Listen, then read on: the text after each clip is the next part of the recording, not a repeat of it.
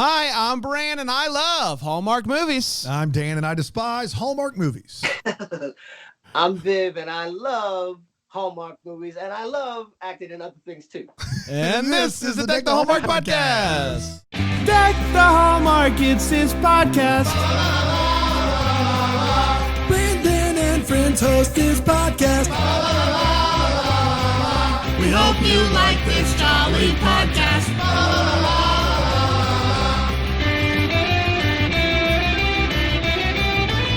Very exciting day, Dan. We've gotten to talk to a lot of people in our career. That's right. Many of which are on a little program called Win Calls the Heart that is back. That's right. It's back for season 11.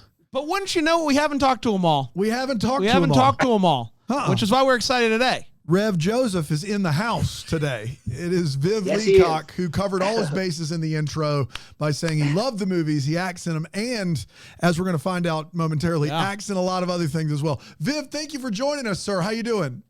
I'm doing well, guys. Thanks for having me on. I love the intro. That's very cool.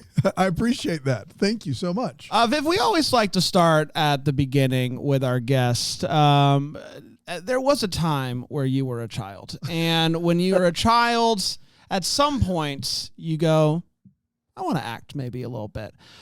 Tell us about your childhood and when that first kind of desire to maybe explore acting began for you. Yeah, I comedy's always been a huge part of my life, like storytelling and comedy. That's my first love. And acting came into my life because my older brother Richard, he's an actor, and he was always telling me, you should be an actor, and I was like, nah man, I want to be a stand-up comedian. And he kept insisting that he saw the thing in me that's necessary to do what we do.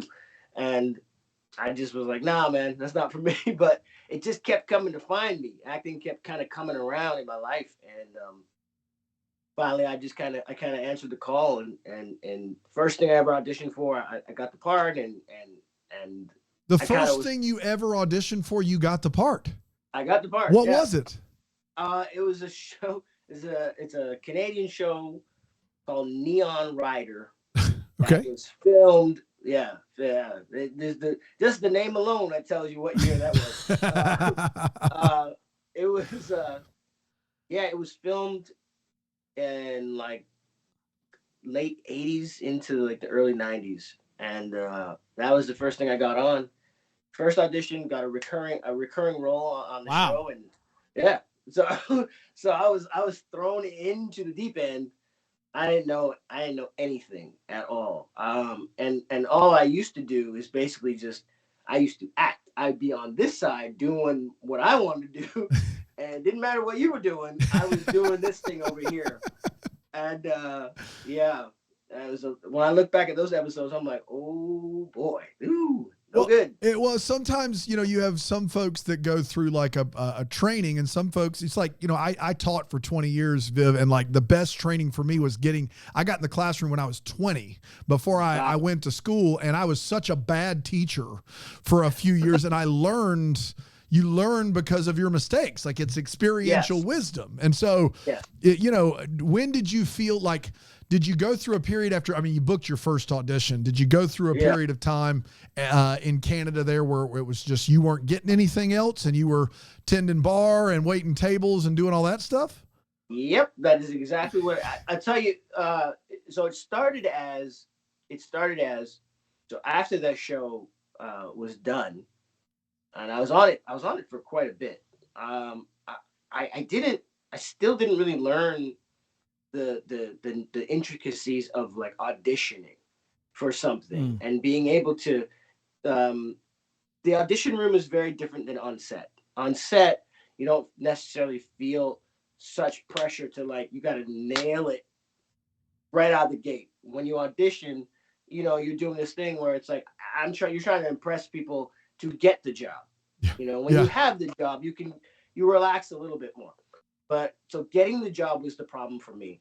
I just didn't audition well because I didn't prepare well because of a lot of other things. And it just was like, it wasn't working. It wasn't working. It wasn't working. There was also added to the mix was the fact that a lot of the stuff that I was auditioning for back then was it kind of painted a stereotypical light of young guys that look like me, and I really was like, I don't want to perpetuate the stereotypes. I don't want to add to the mix, and so I I was so frustrated with the process that I actually walked away from acting because I just felt like it's not the right time for me to be involved in it. Things have to kind of get better before I'll get back in.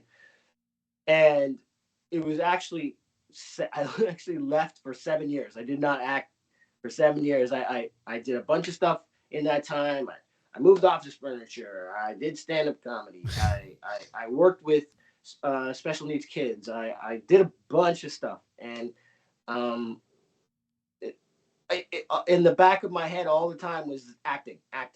It was if someone asked me, hey, what are you going to be doing in a couple of years? I always said acting, even though I wasn't pursuing it. It was always the answer, and eventually I realized that if I wanted to change the way things were, as far as some of the roles that I was seeing that, like I said, young guys like myself were going out for, if I wanted to change that, then I knew I had to change it from the inside. I couldn't change it from the outside. And so that became the thing that I was like, okay, I'm going to decide to go back into acting. And it was when I made a decision to go back, that's when I got the fortitude to deal with the rejections from auditions and rejections. Like, you hear no way more than you hear yes in this business. And because I didn't, it's such a weird thing, because there's a part of me that's still grappling with, did I walk away because I wasn't getting parts, or did I walk away because the parts that I wasn't getting were frustrating me? Yeah. You know what I mean? Like, I don't actually know the answer. I just know that I did walk away, but I did come back because I decided you got to change it from the inside. And as soon as I had that as a bigger mission, that's when I started. But I literally came back, and it took about a year to kind of work out the kinks. And from that point on, bang, and just never looked back. I just worked straight through. But it was difficult to get to that motivator, that thing. And I continue to make it bigger than myself. And I tell my kids the same thing, that they're all actors. And I say, we're not doing this to get famous. We're not doing this to become, the most important people in the world. We're doing this out of service. Wow. We are the people, you guys included, we are the people that can put our nerves aside, that we can talk to an audience, and we can convey the human condition and make it look natural. That's the ability that we have. And so when you have that ability, you are tasked to be someone that helps. Because when we film these programs and somebody watches it and they go, oh, yeah, that's what I do. Or I would never do that. Or whatever it is, whatever you take from this thing, the people that are tasked with the ability to do it, it's our responsibility to do it. And that's the way I look at it. I don't look at it for like trying to get famous. That has nothing to do with anything. Yeah. It has to be an act of service. That's the only way. That's fantastic. You said all of your kids are actors? Is that what you said? Yeah. All of them. How many kids do you have? 3 kids. And they all are in the business.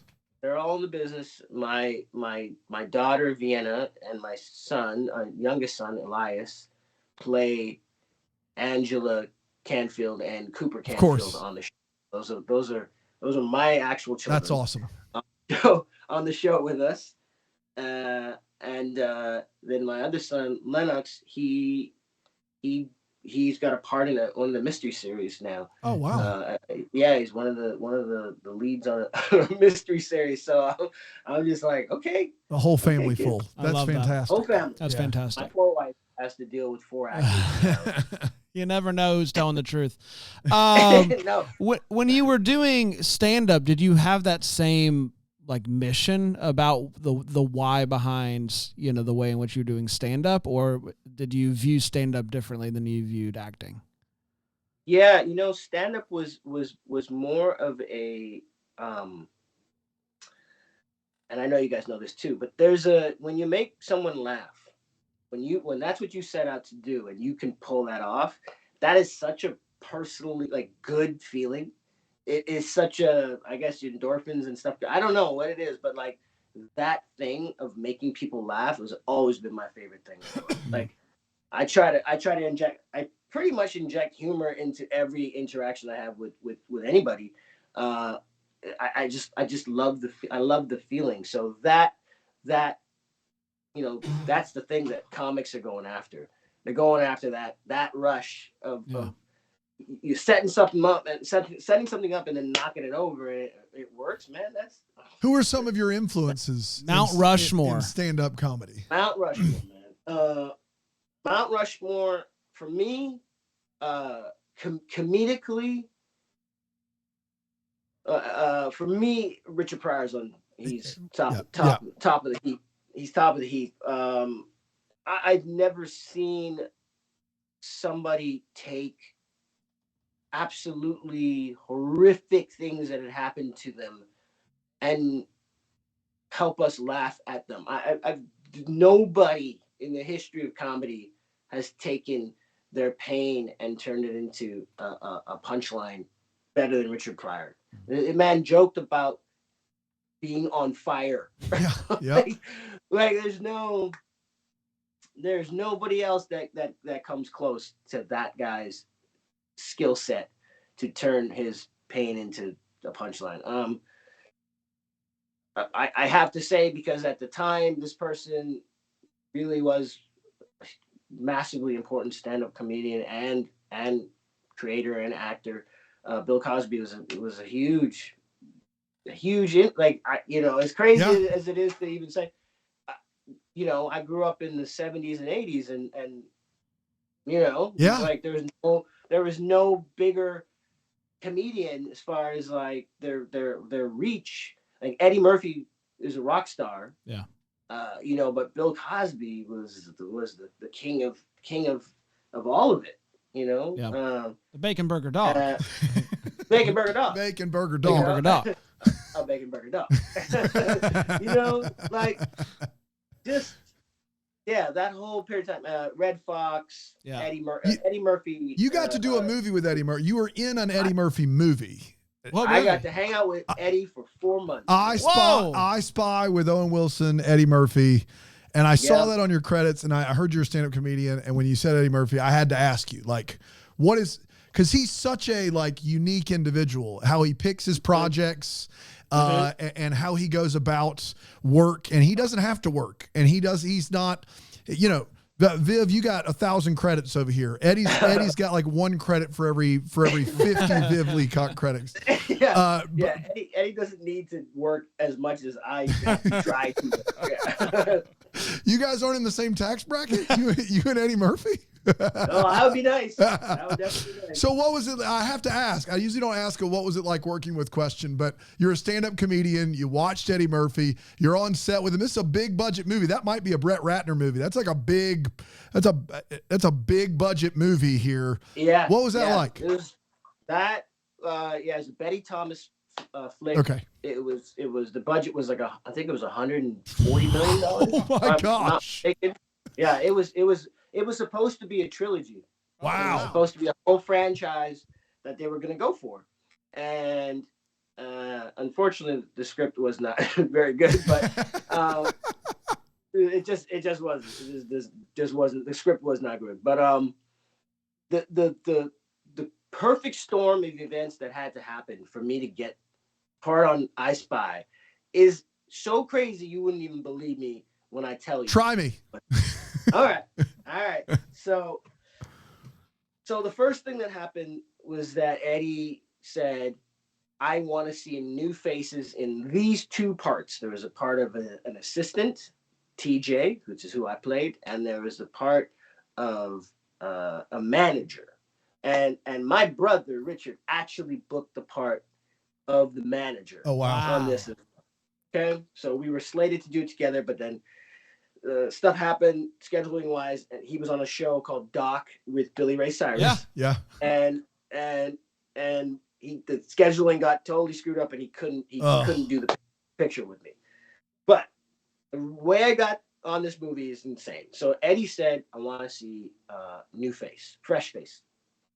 So right there, that shut down the Dave Chappelle's, the Anthony Andersons, the every up and coming young brother that was funny. That shut them all down because he said he wanted to see a new face. Wow. So that helped me. So that was helpful. Then it was the belief of the producer director Betty Thomas that she was not going to find what she was looking for in Vancouver. That helped me because her expectations were very low. So when I did what I did, it caused this effect. It blew her away because she was convinced that there's no way she was going to find someone funny enough to be standing beside Eddie Murphy. And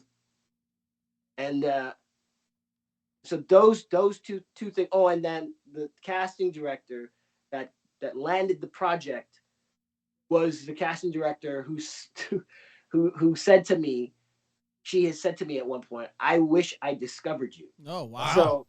So I had like the casting director in my corner, Eddie Murphy saying what he's saying, and Betty Thomas, the director producer, saying what she was saying. But there's one more little thing that was added to the mix. And that was when I went into audition for the part, for some reason, the notes on my session from my agency said that it was an audition that was going to only be with the casting director, that it wasn't going to be with the director. So I was completely relaxed. Okay. And cool and calm because it was just with the casting director who was, she's got my back. She's in my corner. So it's all good. I'm going in there. I'm sitting in the waiting room relaxed. And every other dude is pacing and reciting lines to the wall and doing all this type of stuff. And I'm so chill that I think like that vibe, I didn't know the director was in the room until 30 seconds before I walked in the room. Not enough time to get nervous.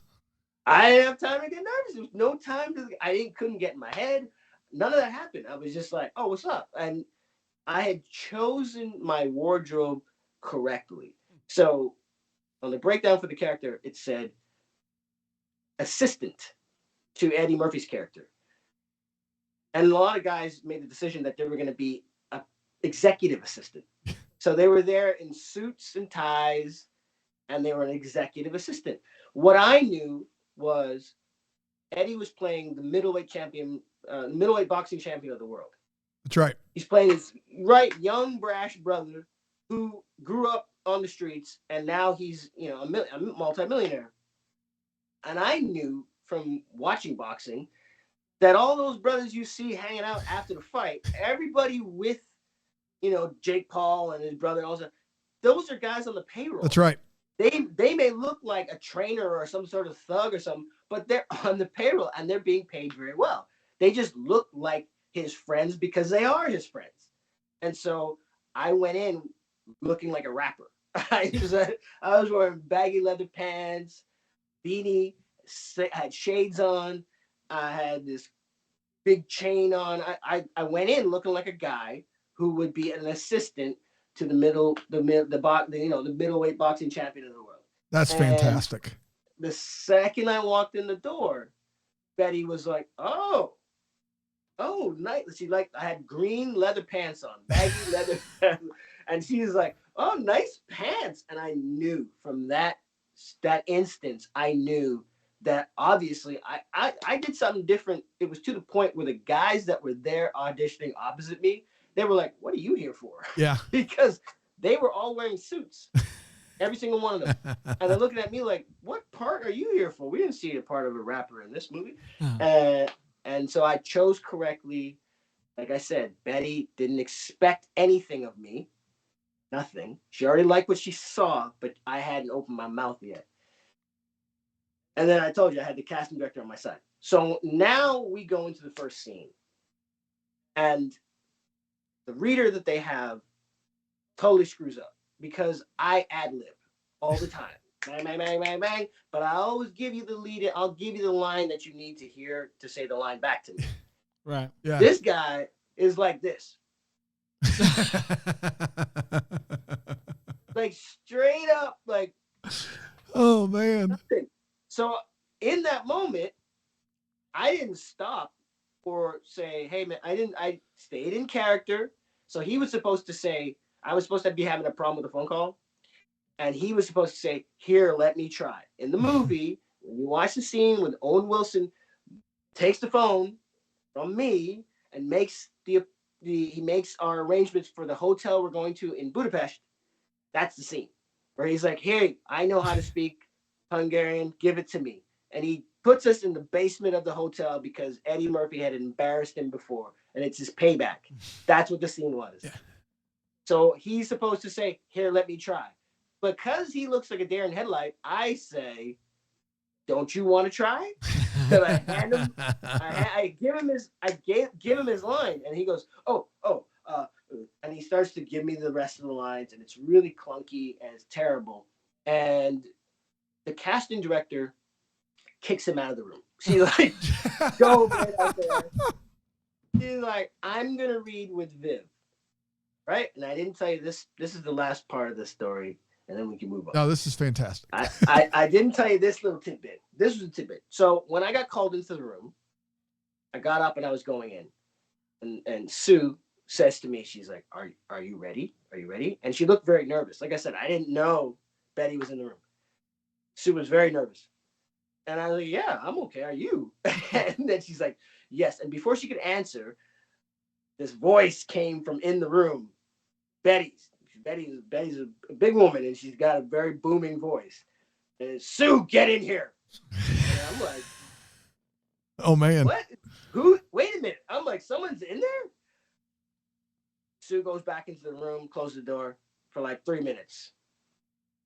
She comes back out, and Sue's Caucasian, but Sue was even paler than when she went in. She was okay. So I don't know what Betty said to her when I go in an audition. I don't know what Betty said to her when I booked the part and I'd fly to Budapest and do the movie and work with Eddie Murphy for 4 months. I don't know what Betty said to her until I finished the movie. You know what? You want to know what she said to her? Let's hear it. She said, you assured me that there were funny black guys in this town. If the next guy is not funny, you're fired. Oh my gosh.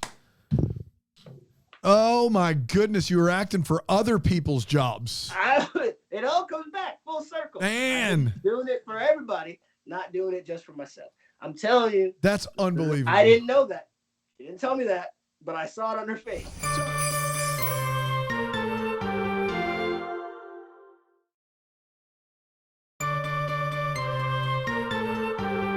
So, we've got things to do, but you get to Budapest, you're working. It's not like you're in an Eddie Murphy movie. You're in scenes with this guy throughout the movie. What was it easy for you to go, nope, I'm going to go toe to toe with this guy. I'm an actor. He's an actor. Or was it much harder for you to be like, man, I watched Raw. I watched it. What was it like? This is there's two moments that confirm to me that I'm a funny guy. Firstly is Eddie had to approve of the audition. So he watched the tape and he said yes. Wow. So that's information that I had. So I knew that he thought I was funny. The first day I met him, first thing he said, hey man, you're real funny, brother. You're real funny. And like, you can quit. That's it. Single tear. Dude, come on. I'm like, yeah, the funniest person I know told me I'm funny. Man. And I know Eddie's like Jerry Seinfeld with this. They are like scientists. They know who the next cat is that's going to break. Because when you do this thing, or once you do this thing, you can spot it in other people very quickly. You know another comedian when you meet them. Anyways, so he said that. But the thing that like has cemented it home is I made him break. I made him laugh. Dude, that's you just nothing you could do after that. That is it. That's the mountaintop. That's it. I could literally push an old man down the stairs and people would be like, "That's hilarious." Yeah, I could literally do it. I'm telling you, man. Like you can't convince me I'm not funny now. Yeah, Kevin Smith will try to convince you that I'm not funny, but no, honestly, those moments that solidified to me that I can do it. Man, like it doesn't matter what happens after that. I can do it. I did what I set out to do, which was when I was 8 years old. I was saying I'm gonna work with Eddie Murphy one day. Wow. And I did just that. And it's like it's kind of a weird thing when you get to that thing that when you're like, I want to get to the top of Mount Olympus, and then you're like, oh, I'm here. It's the weirdest feeling in the world. Like what I thought was gonna happen after that versus what happened after that are the most opposite stories that you could ever possibly imagine. But it doesn't matter because I did it. Man, I did what I set out to do and what I knew I could do, and I could hang with him because I made him laugh. Yeah. I didn't break. He broke. That's awesome. And we did a scene and the first scene we did, like I said, I ad-lib all the time. And Eddie was cool with it, but Betty didn't know if he'd be cool with it, so she shut me down. She was like, just say the words as written. And I was like, it was very upsetting. Yeah, she took me aside, just say the words as written. Oh, so now I'm like, because like I told you, the script is not that great. So I'm like, really? You want me to say these ones? So we're doing the scene, and Eddie's throwing out ad-libs at me. Yeah. He knows I can do it because I did it and she shut me down, and he's throwing it out, and I'm just batting them away because she told me not to say anything extra, and she told me not to do it. And Eddie keeps throwing them out, and I'm just like, I don't even care. I'm gonna like lose my job today because I can't not play back and forth with this guy. Yeah. This is my idol. I can't just leave this. So the scene literally ends that we're doing as scripted. Eddie ad-libs the last line, and I say something back. And he likes that, says something back. Back and forth, back and forth. We went for another 45 seconds until I broke him. I said something, and he fell out laughing. And the whole company, everybody on set, everybody started laughing. Everybody was, oh my God. And like one by one, almost, crew members, different cast members were coming up and they're like, you're so funny. You're so funny. You're so funny. Because I made him laugh. Because I broke the freaking king of comedy. I got him. That's awesome. And Betty came up to me after that and she's like, do what you want to do. Yeah, there you go. Paid off. Yeah, Paid off. Yeah. Taking a risk. It was a risk.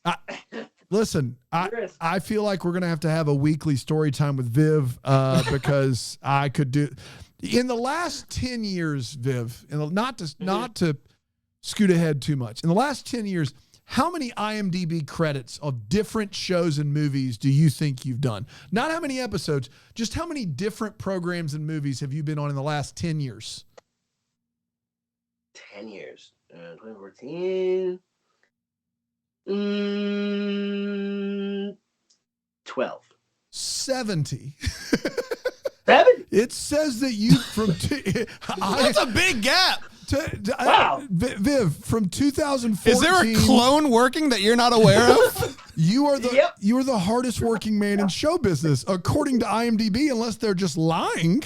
I mean, wow. 2014. Yeah. Throw out a title. See if he did it. I gotta scroll back up. We're gonna play a game called Did You Do It? Did you do it? All right, let's play that game. Let's play the game. Did you do it?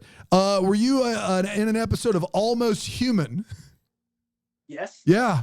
Were you in Bed Bugs, a musical love story? Yes, I was. Were you in an episode of Signed, Sealed, Delivered? Yes, I was. Were you in High Moon? Yep. I think it might be 70, Viv.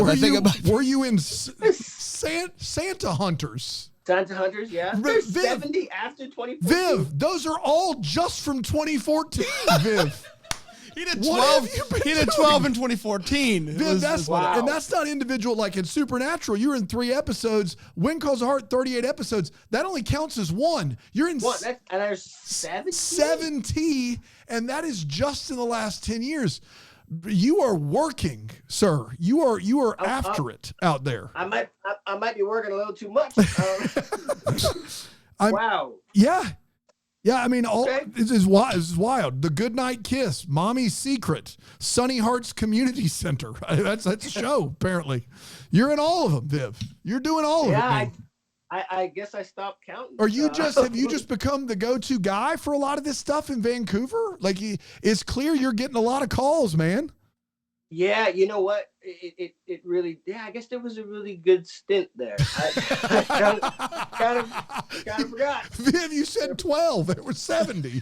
Yeah, You missed it by 6 times. It's a good stint. It's a good I stint. think I was thinking like significant. No, I get you. Yeah. You know, Yeah, some of those are big bit parts or just small parts. Yeah, I understand. yeah. I understand for sure. Let's play you Did could- He Like It? Where we do a title. No, I'm kidding. We're not going to do that. I want to talk, like, you have obviously a brother who is also an actor. Brothers can be competitive. Do you feel that? Is there a little bit of competitive juices flowing in regards to your brother, even though he's the one that told you to get into this thing? He told you to get into it, and then you booked your first role. I'm sure he was like, you shouldn't have happened that fast. I didn't mean to do it that fast. But what's it like with both of you being actors? No, my brother Rich is my biggest supporter. Like, number one, he's always had my back, and it's same with him. I there's no one happier when he gets something than me, and there's no one happier than him when I get something. Like, I love that. That's fantastic. It's never. I mean, I've never beaten my brother out in any part. We've gone up against each other. You see my brother. He's a very handsome man. So very good actor, very funny guy. But he's definitely like the leading man. You know, I look like dad. He looks like mom. That's the way it works out. And yeah, he's just always had my back. He's 6 years older than me, so it was like that brother that he took me everywhere, every movie. There's so many movies that I would never even know about had my older brother not taken me. So many TV shows that I would never have been watching if my brother wasn't there. Like, yeah, he's completely responsible for this career path that I'm on. Wow, Like, that's awesome. So, Viv, you've been on so many different, very, very famous TV shows throughout. I mean, you go on IMDb and list them all. I mean, so many credits. Is there I know everyone always has to say the cast and crew was like a family. It was the best cast and crew I ever worked on. Everybody has to say that about every gig they've ever had. Is there one show that you were not a recurring or regular on? So not something that you've like Wind Calls the Heart where you've been on 38, where you popped in for 1, 2, 3 episodes that had just so much of a remarkable environment that you remember it, or it sticks out to you more than others? Yeah. The Girlfriend's Guide to Divorce. I did one episode. Okay. I think of that show. Probably the most amazing environment I've ever seen. Wow. Everyone on that soundstage, in the lot, in the makeup trailer, everybody was so kind, so nice. They were all having such a good time. Like the environment was just is so cool. And Jonathan Frakes from Star Trek, Next Generation. He's been in some Hallmark movies. Yeah, he was in one this past year. Yeah, and Jonathan was directing, and he's such a cool cat. Jonathan and my brother are actually really good friends, and they hang out all the time. And Jonathan is like, when you're on his set, it's like the coolest set you could ever possibly be on. He's just so laid back, and like I said, nobody was stressing. I was like, what? What is like? It stands out in my head completely as, the the nicest set I've ever Wow. been on. And the whole thing about it is it was still dealing with like the subject matter was still like adult, you know, Yeah. but everybody was really cool. Like When Calls, you know, falls into that category because the subject matter we're dealing with, and like, you know, we're on a Hallmark set, so you end up having everybody's really nice, and you have all that. That kind of comes built in. But the Girlfriend's Guide to Divorce stands out for me because I didn't expect I didn't expect that at all, at all. You expect that on Hallmark sets that everybody's gonna be really kind. But you don't necessarily expect that on other sets. So that's the one that stands out the most.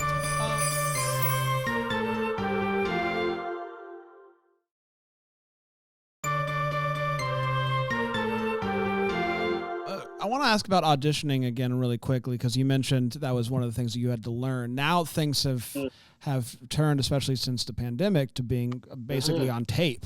How has that kind of evolved for you? Do you like putting things on tape, or do you find it harder? Do you like the room because of the energy of having somebody to bounce stuff off of? Like, what's your preference in regards to auditioning? Yeah, you know,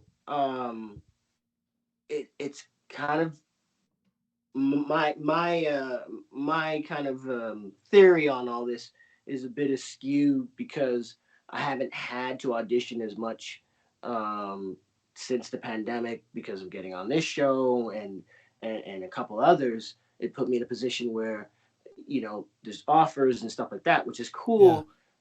But I have had to audition for things, and yeah, I definitely know that what I could do walking into the room is very different than what I can convey on an audition tape. You know, like you miss that personal interaction. Again, I walked into the room with I Spy, and I was charming Betty Thomas because I'm wearing baggy green leather pants. You know, like that was never gonna happen. I don't think I would have booked that off tape. Sure. I don't think so. That would have had to have been an in-person type situation. That's not to say they don't have, like, they do that now. If you have a chemistry test with somebody, or you get down to the last few people, they start putting people together in the room, which is good. Yeah. I think you need that. You need sure. to see how it works, in live in real time. You need to see that. Yeah. We've got two more things we have to get to before rapid fire, and we've got to have you back, Viv, because I want to talk about Haley Dean. I've not seen those. Everybody tells us we have to watch them. Our producer is going crazy that I've not seen them. That everybody says you're the best part of these. Wow. They're so good, is what our producer Aaron just said. It's the best. Aaron, just relax. Aaron, calm it down over there. All right, Aaron, you have 5 seconds to say whatever you want to Viv. Go.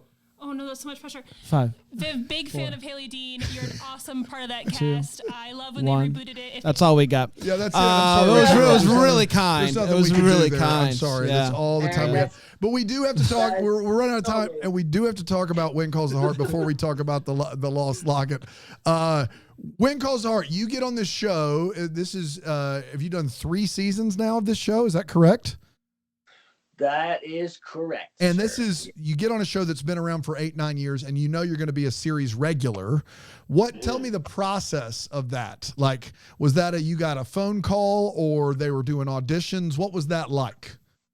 Yeah, they were I got a phone call, and I should say the process of getting the kids on was the thing that where we had to jump through some hoops with the kids because neither one of the kids had acted before. My daughter Vienna had done some commercials, but Elias had never acted before. So there was a different process there for the kids than there was for me. But I kind of knew it was coming. I knew that call was coming. Like the world had shifted. You know, there were some events that had happened, and it felt like there was going to be some sort of change in the makeup of the characters you're going to see going forward because of everything that happened. You know, Black Lives Matter. Yeah, absolutely. Everything that stemmed from that. The thought process really was, okay, gonna see things open up a little bit. And so I really felt like um, a lot of like I felt there was a responsibility to whoever was going to play Joseph. I just felt like there's a huge responsibility because everyone knew this is the first kind of like black family coming onto the show. This is the first time that there's that this is going to happen. So with that comes a responsibility to tell stories from the past. Right. But the universe of When Calls is slightly different than our own in that World War I didn't happen in that storyline. Right. Yeah. We Right. ask that question all the time. We're like, Yeah. what like I taught history, and so I don't quite understand. I know it's supposed to be in the late 19 teens, but I don't understand where it falls in, because I'm like, I know like Fiona's women's suffrage and like, and I don't mean to interrupt you, but I do want to ask this because I do think it's the Pacific Northwest. It's basically an all white town. And this first family of color comes to town. And now we do have like May Sue and we have some others, but also it's a town where they've had a female mayor. You know what I mean? Abigail was the mayor. And so does this town represent to you more of an inclusive, what we should hope for town, since it's called Hope Valley and it doesn't exist in the real world? Is that what we're going for on Hope Valley? Yeah, it's a thing where it's really a situation where you're like, if you could create a place, if you could have gone back and fixed the wrongs, that's really what this looks like. More than you can look back and say this is based exactly on what happened, because it couldn't tell this story. You couldn't tell the story the way it's been told, and really tie it to all of the events that were happening, because it would be a completely different situation. Yeah. And like I said, that was the way. It was my friend Peter Deloise, who directs a lot of the episodes, and he's an executive and a writer on the show. He said, think of it as an alternate universe. Think of it like there's a way you have to wrap your head around the circumstances, what's happening. So there's some things that we pull from everything that's actually happened, and other things where there's a little bit of creative license, I guess, to some degree, to tell this story. And it's Hope Valley is a place where that'd be amazing if we had Hope Valley. That'd be amazing. Yeah. That would have been amazing. It would have changed everything if there was actually a place like that existed. For sure. That's why this show kind of impacts people as much as it does, is because there's a lot of ideals that we all share, that we all love to see rolled into one show. That's really the job that this show is doing. You mentioned that you took a break from acting because you were tired of the stereotype and kind of what was available to you. Fast forward now, and you get to play a character like Joseph, which is not the stereotype. And you have this journey of your career from taking that break to now, where things have evolved. Looking at it now, does it feel like change happened really fast, or do you feel like it took too long? Like what's your take on kind of the characters that you have been able to play and how those characters have kind of evolved over the years? Is it what you hoped that it would be when you took that break towards the beginning of your career? That's a very good question. I'll tell you, it's always been a dangerous thing for a TV show or a movie to point the way as to how we should behave. It's because the whole thing about it is within how things are decided on a TV show or movie still comes with the same problems that exist outside of the movie itself. So, Right. for instance, if I see that there's a part for a black dentist, right, on a show, Yeah. unless that casting director has ever seen a black dentist, the chances of them saying, "Oh yeah, yeah, yeah, let us see someone who looks like Viv for this part," they were very low at one point because people weren't told, "Hey man, open it up." Mm. Because if Yeah. you go off what you know, what you see, what you think, it's just gonna. It's like when you read a book. When you read a book, it probably looks like in your mind what you see, those pictures, it's probably pretty close to what I see because we've all seen the same tropes. Mm. We've seen them all, so we can kind of jump to that. Oh, I know who they're describing there, because they describe him. They tell you what he looks like, Right. and we have that mental picture. It's the same thing that happens when you see a part. You're like, oh, you start reading the character description as a dentist, and what happens is we people just eliminate people from that list. And it's like if I said I'm a rocket scientist. Oh, there's going to be someone who is going to look at me and question it for a second. But dressed the way I'm dressed now. But if I put on a tie and have some glasses and I say, oh, yeah, I'm a rocket scientist. Oh, it just that just helped move the dial just because of their own interpretation of the same person. Right. That's all. Nothing changed here. Same guy, but I'm showing you something else outwardly, and so you make another decision.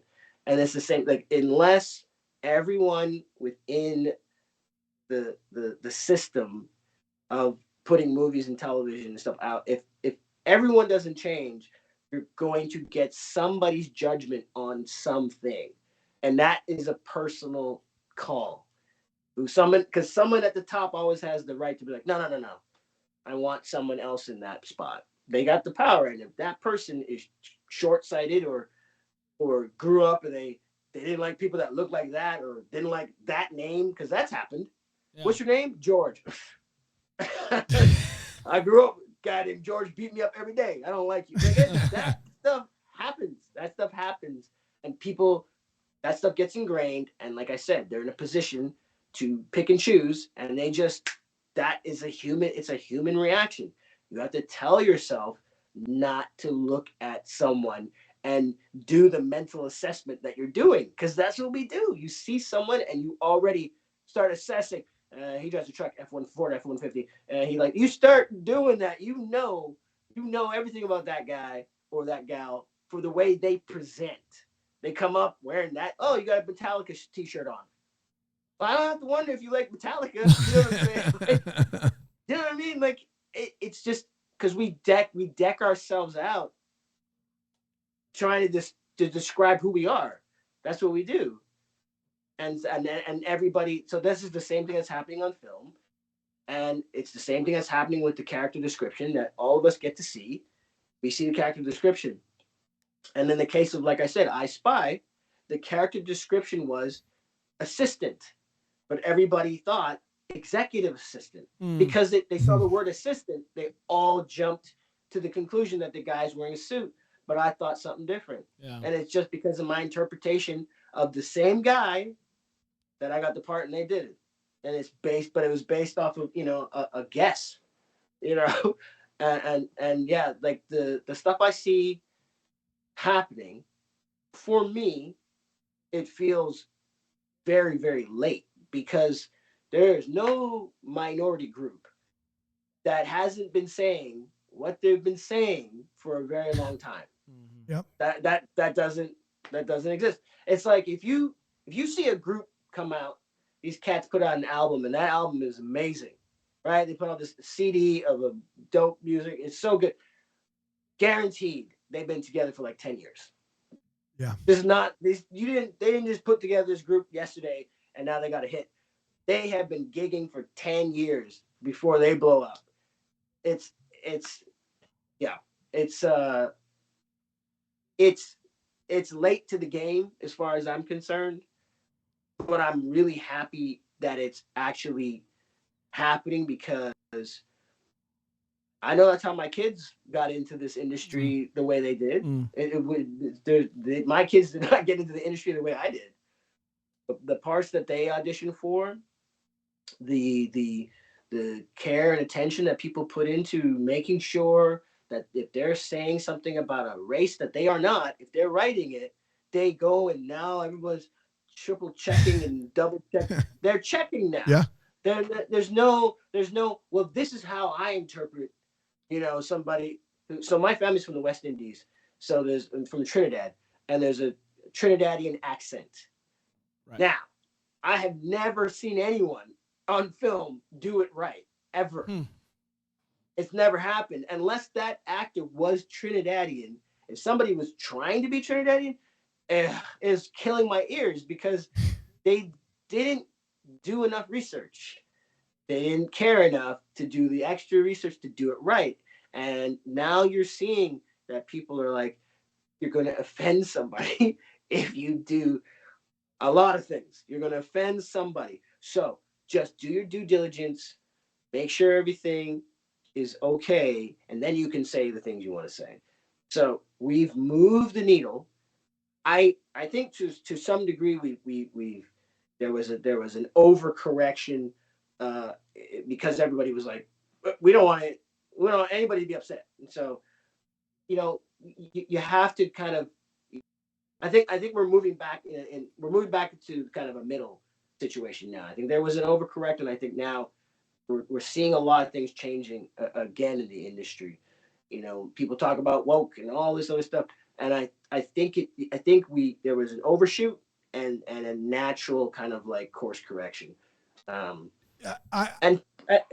thankfully people know the issues. People know everything now. This is such a fascinating topic. And I think, the thing that I'm hearing that we've heard and we know to be true is representation matters so much. Like people need to see themselves, and Hallmark has over the last 3 or 4 years really like you can see as we've watched 700 different Hallmark things. That's not not 12, 700 over the last 6 years. And we watched it in 2018, 19, 20, and we watched it in 21, 22. And so I guess my last question on this, because I really want to talk about another hour on this with you at least is do you think that this new wave of what Hallmark's doing and like show like When Calls the Heart, I mean, what that show originally was, Viv. You know who it was for. You know who was reading that original book. And if you go and watch the early seasons of When Calls the Heart, the tone is very specific. Very specific. It is not a freewheeling place where we welcome everyone with open arms and you can feel free to make something of yourself and you're accepted for who you are and you're not asked to change and assimilate. Yeah. That's not the Hope Valley of 2014. It isn't. No. And so I guess my question is that more, do you think that happened because of some of the events around 2020, 2019, the BLM movement? Or do you think that's a Hallmark regime change or COVID or just a culmination of all that stuff culturally? That seemed to be something that kicked in before any of the other changes that I saw. Mm-hmm. Anyway, I knew I got on Haley Dean because I got on Haley Dean. That's what I knew. The Fincher was supposed to be African American. So okay, and that was based off Nancy Grace's actual guy, like the guy that Fincher was based off of. He's an African American man. So okay, that was just true to life. And I got on there, and it was I didn't feel like anybody was like gave me a leg up because of anything. It was just I was a funny guy, and I got on, and Kelly and I clicked. And all of that is the result of us clicking as people. But the changes on When Calls, that kicked in a while before any decisions were made to bring me on or bring any Amanda Wong on or anybody else. That the When Calls had already started making the change. When everything did change, they had already started that. the tone of the show changed a lot. I think it was a thing where, Hallmark read its audience and was like, what are people looking for here? What do they want? There's a large degree of escapism that exists with it when you can just kind of like everybody in the room can watch the show. There's certain shows that I really like, but my wife, she can't sit through it. It's just she'd be too on edge to watch, stuff. There's different networks that have shows that are just a little more heavy hitting. And I think there was a decision made to like, let's pull back and just present the thing that is very feel good, because that's and it's a good thing that it has that lane exists, because you kind of need that sometimes. There's something you want to escape from the world, and then you put on your favorite show and your favorite character gets killed, like that's hard too. So there's a lot to be said for when calls, which to me always reminded me of like Little House on the Prairie. Yeah. From back in the day. And it was ironic that Michael Landon Jr. was involved. That's right. With the first iteration of the way When Calls was. And it was actually much more like Little House on the Prairie then, because Little House, when I grew up watching that show, they tackled lots of stuff. They tackled lots of things that were uncomfortable. And we there was I think there was a decision made to like, let's just, again, if you decide to cut World War I out of a series, right? Yeah. And that's the whole thing. So the thing for me is, again, When Calls has this very interesting place for me where it comes to like what I didn't see versus what I now see, which is like myself and my kids and Natasha Burnett, like on this show. That place, like I said, it's like an alternate reality from the jump. And so when they made that change, it really was to that alternate reality. Like, no World War I. If you can cut out World War I, well, and the Spanish flu, which was not around. Right? It should be happening right now. That's right. If you can do that, then this show exists in another lane, and I can jump onto that. Like, I didn't know how to play Joseph at first. When I didn't know how to play Joseph, because I had to watch, because if you watch the early seasons, if I based Joseph off of the early iteration of When Calls, I would have been coming in a little too hot, I think.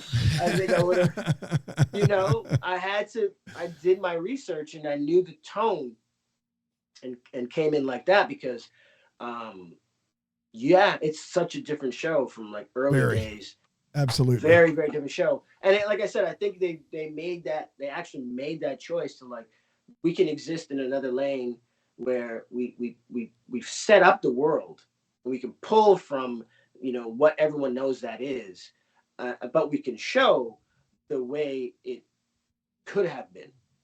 And some folks might be like, oh, you can't really change the past like that. Yeah, like, there's shows like Bridgerton that I look at and go, there's things that don't work, but I'm like, but if you can cut it out here, then you can cut it out there. Yeah. You can do that. It's the story you want to tell. I don't have a problem with that. Yeah. If someone wants to tell that story, because that would be like us going, Star Wars, Wookiee. You can't talk to a Wookiee. Like, you know what I mean? Like, you got no argument. If that's your problem with Star Wars, like, that was the thing that kind of tripped me out when people were reacting to Finn being a brother. I was like, there's a Wookiee standing over there. Yeah. That doesn't bother you? Yeah. Yeah. Like, what? He's talking to a flying snail. No, that's fine. But no, Finn can't look like that. Okay.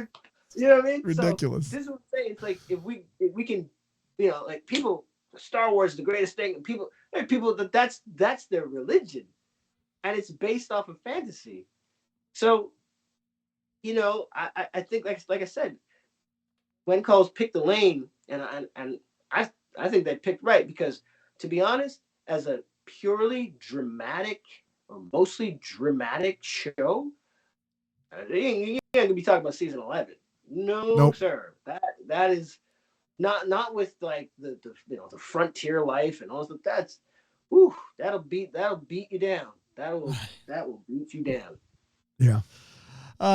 We Go ahead. we got to talk about the Legend of Yeah, the Lost Locket. let's we got talk to. about it. I believe Viv, you're the best, man. We could do this all day. I believe Oh, yeah, let's talk about the first Hallmark movie that you're the lead in. Is that correct? That is correct. Tell me about it. Tell me how it all came to be. Very cool that it's happening. I like the synergy. When Calls the Heart is starting. Nicely done. Here you are. Here's this movie with you in it. They did the same thing with Aaron last week. I like that, but tell me about this movie and how it all came to be. You've been killing the word synergy. I've been killing. I just heard it. I just learned. Synergy, you added it, and it is not going Listen, anywhere. me and the word synergy have some serious synergy right now. It's so synergistic. 100%, dude. So synergistic. So about a year and a half ago, myself and Natasha, we were talking about like we were like saying to each other, we'd like to do a rom-com together. That'd be really cool. Now, the reason that we really kind of, saw this as something that could be done is that a lot of our co-stars on When Calls, they'll do, rom-coms Right. when we're on hiatus. And so Cabin Smith and Pascal Hutton, they both have done multiple rom-coms, but they've done a lot of those together. So we spoke to both of them, and they were like, "Oh yeah, look, this is kind of the blueprint. Do this, do this, do this, do this. This, you can expect this to happen." And they really kind of walked us through the whole process. Now, because of Haley Dean Mysteries, there were still some folks that I knew from those days. And so I contacted the writer of Haley Dean Mysteries, Michelle Ricci is her name. And myself and Natasha came up with the concept of Legend of the Lost Locket. At the time, it was, we share a mutual love of the show Columbo, of the TV show Columbo. And like, so many people know Columbo, but they don't know Columbo like we do. And I can't even say we do because Natasha, she is an expert on Peter Falk and Columbo. Yeah. Like, you would not believe what she knows about Peter Falk and Columbo. It's crazy. Anyways, so we wanted to have like a murder mystery rom-com. That's what we wanted to have.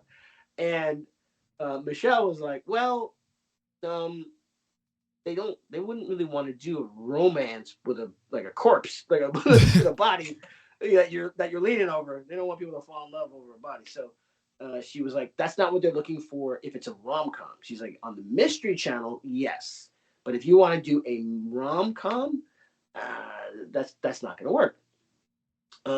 So we changed it now to like the treasure hunt that you see. Yeah. That changed. So that was supposed to be a murder that we were trying to solve together, but it turned into what you end up seeing. So Michelle took the treatment to Howard Bronstein, our producer, who then took it to Aisha Francis, our executive at Hallmark. And Aisha used to be one of the executives involved with Haley Dean. So I have this very cool relationship with Aisha, and she like spearheaded this whole thing and just like walked us through the whole production and how, and every step of the way.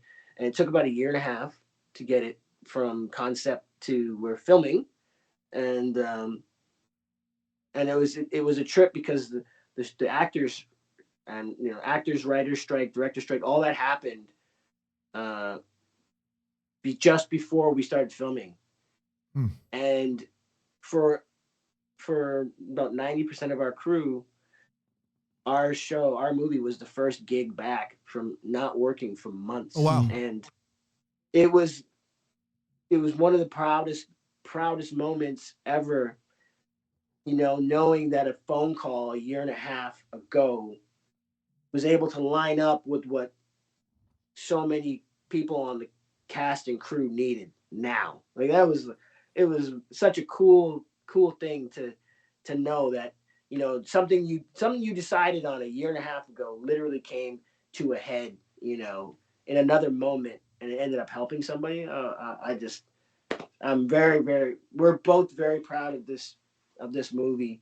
We were made executive producers on this movie as well. And again, a lot of how everything went down, Kevin and Pascal had broken everything down for us. So we knew what to expect.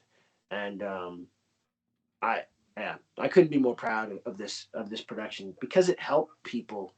Not even in so much like the cinematics space, like people have seen it and it's done something for them, but it actually helped cast and crew in town, people who had not worked for months. And so for me, it's already a win. We already won because it happened. That's right. Fantastic. No AI in this movie. Nope. No sirree. No sirree. No how. Not welcomed here. Nope. Synergy. There's a lot of AI in this interview, though. Dan and I aren't actually here. We're not actually here. We're not actually here. Yeah. So that's actually pretty cool. It's very scripted. Well, neither am I. It's all working out great. We are going to wrap up with a little rapid fire round. Dan and I each get to ask you 3 questions. They can be about anything, which is very different. All right. Very different than what we've been doing. That's right. But also fast. Dan. The best food in Vancouver. From the patty shop, the roti. The patty shop. Mm-hmm. What am I getting there that's so good?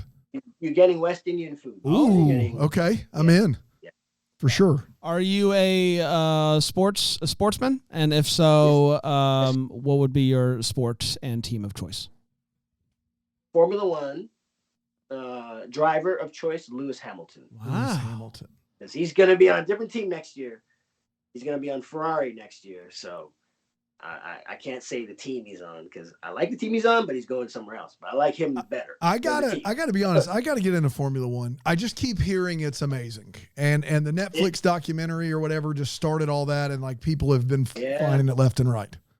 Yeah, I've been watching Formula One since the late '80s. Wow. So, yeah, I'm a big gearhead. How about that? I love it. Yeah, lots of cars and yeah. A favorite memory of a specific movie in the theater your brother took you to? Ooh. Empire Strikes Back. Yeah. I mean, come on. Yeah. Empire Strikes Back. That and I gotta put Rocky 3 in there because I Clubber Lang. We came out the theater, man. I was like, I'll fight anybody. That's the one where Hulk Hogan picks up Rocky, right? Over it. Yes. Yeah. Classic. Adrian, catch me. Yeah. Yeah. Yeah. Classic. Do you think you could walk across America? What? Like if you had to? Yeah. Cool. Just if I had to get to my wife and kids on the other side, yeah. that's what I'm talking about. That's sweet. He took that dumb question and made it good. I'm going to make it as rapid as possible. It's simple yes or no. Is this the last season of When Calls the Heart? Oh, I don't know. How about this? How many seasons do you think it should go? Oh, wow. There you go. I like that. It could do 25. 25, no problem. No problem. 25. No problem. It's a problem for me.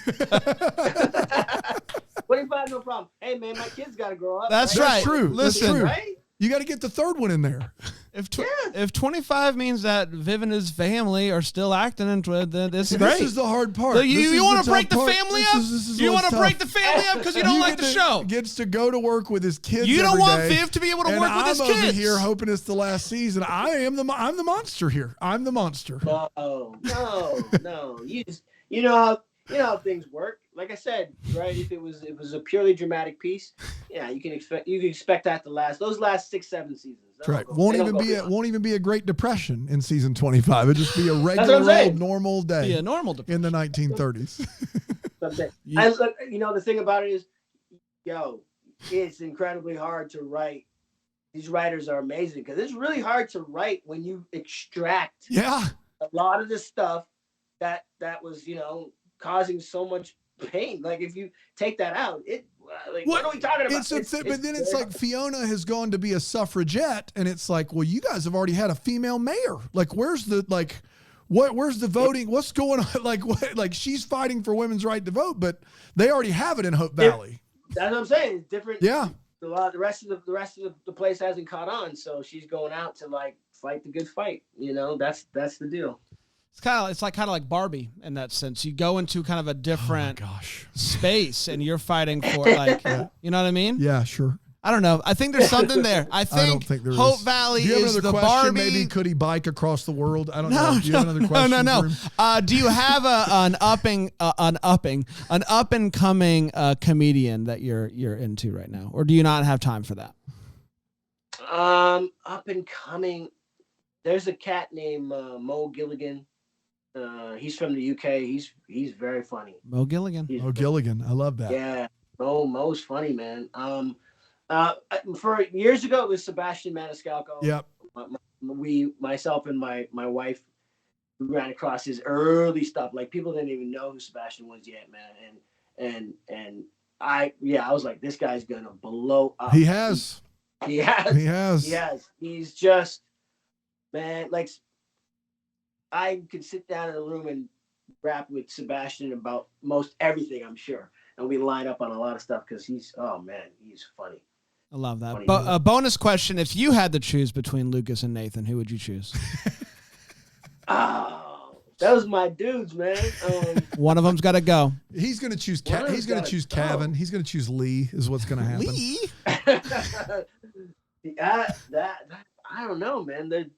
One of them's got to go. What? Like go as in gone or not? I mean, you can kill him if you want to. It's up to you. It's whatever you want, man. Who do you think Elizabeth should end up with? I'll say this, given where it might go based on some big billboards that are out. I think we know, but we thought we knew. Yeah. Viv, I've been here before, man. Yeah, no, we've been here before. We've been lied to a number of times here. I'll tell you. Is it you? No, he's already spoken for. I will say, I've been Team Gowan, though. Let's kill both Nathan and Lucas and have her end up with Gowan. Where's that show? But Gowan loves Abigail. Abigail got arrested, man. There's nothing I can do about that. Abigail's okay. She's okay. She's okay. He knocked on the door at the end of the season, and now he's... I think that Abigail paid $300,000 for it to be Team Nathan. Don't do it. We're not going to do it. Viv, thank you, buddy. This is so much fun. Legend of the Lost Locket, Saturday, Hallmark Channel. You can watch right here on Philo TV on the Hallmark Channel. We're very excited about it. Viv, you joined the Hour Plus Club. That's right. Not many people have done that, so congratulations to you and to us because it was very fun for us. And we always end every interview by being the first to wish you a Merry Christmas. Deck the Hallmark's Bramble Jam podcast is produced by Aaron Shea. For more information on Deck the Hallmark, you can go to deckthehallmark.com. For more information on the Deck the Hallmark family, you can go to bramblejamplus.com. Deck the Hallmark is presented by Philo TV. For a free trial of Philo, go to philo.tv/DTH.